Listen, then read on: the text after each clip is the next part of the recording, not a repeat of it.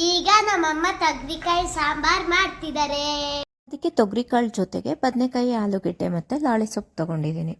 ಅದಕ್ಕೆ ಖಾರ ರುಬ್ಬಕ್ಕೆ ಹುಣಸೆಹಣ್ಣು, ಕಾಯಿ, ಖಾರದ ಪುಡಿ, ಸಾಂಬಾರು ಪುಡಿ, ಟೊಮೊಟೊ ಮತ್ತು ಈರುಳ್ಳಿ ತೊಗೊಂಡಿದ್ದೀನಿ.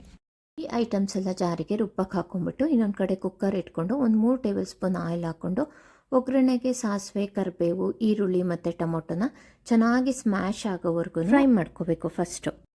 ಆಮೇಲೆ ಅದಕ್ಕೆ ತೊಗರಿಕಾಳು ಮತ್ತು ಸೊಪ್ಪು ಎಲ್ಲ ಏನು ಇಟ್ಕೊಂಡಿರ್ತೀವೋ ಅದಲ್ಲೆಲ್ಲ ಹಾಕ್ಕೊಂಡು ಚೆನ್ನಾಗಿ 1-2-3 ನಿಮಿಷ ಫ್ರೈ ಮಾಡಬೇಕು. ಆಮೇಲೆ ನುಣ್ಣಗೆ ರುಬ್ಬಿಟ್ಕೊಂಡಿರೋ ಖಾರನ ಹಾಕ್ಬಿಟ್ಟು ಅದಕ್ಕೆ ನೀರು ಹಾಕಿ ಸೇರಿಸ್ಕೊಂಡು ಕನ್ಸಿಸ್ಟೆನ್ಸಿನ ಅಡ್ಜಸ್ಟ್ ಮಾಡ್ಕೋಬೇಕು. ಕೆಲವೊಬ್ರು ತೆಳ್ಳಗೆ ಇಷ್ಟಪಡ್ತಾರೆ, ಇನ್ನು ಚಪಾತಿ ರೊಟ್ಟಿಗೆಲ್ಲ ಆದರೆ ಸ್ವಲ್ಪ ಗ್ರೇವಿ ಥರನೇ. ಇದೇ ಟೈಮಲ್ಲಿ ಸ್ವಲ್ಪ ಉಪ್ಪನ್ನ ಸೇರಿಸ್ಕೋಬೇಕು ಲಾಸ್ಟಿಗೆ. ಆಮೇಲೆ ಉಪ್ಪು ಹಾಕ್ಕೊಂಡು ಮತ್ತೆ ಕನ್ಸಿಸ್ಟೆನ್ಸಿ ಟೇಸ್ಟ್ ಎಲ್ಲ ನೋಡಿಬಿಟ್ಟು ಕುಕ್ಕರ್ ಲಿಡ್ನ ಕ್ಲೋಸ್ ಮಾಡಿಕೊಂಡು 1-2 ವಿಷಲ್ ಕೂಗಿಸ್ಕೊಂಡ್ರೆ ತೊಗರಿಕಾಳು ಸಾಂಬಾರು ರೆಡಿ ಆಗುತ್ತೆ.